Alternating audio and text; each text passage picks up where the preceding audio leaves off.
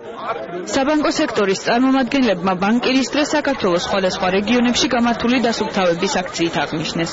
აქციაში ეროვნული ბანკის, საბანკო ასოციაციისა და სხვადასხვა კომერციული ბანკის 2000-მდე თანამშრომელი მონაწილეობდა. თბილისში აქციის მონაწილეებმა ლისის ტბის მიმდებარე ტერიტორია დაასუფთავეს.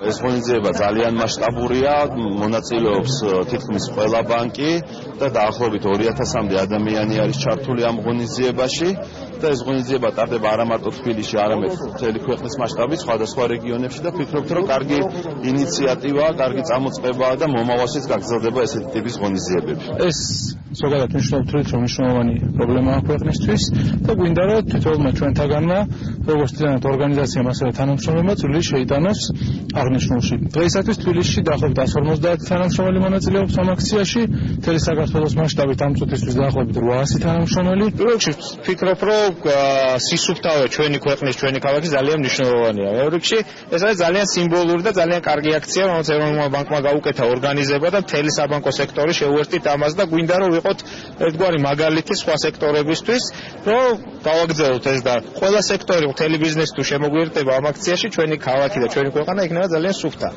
ბანკირის დღე საქართველოში 2001 წლიდან აღინიშნება.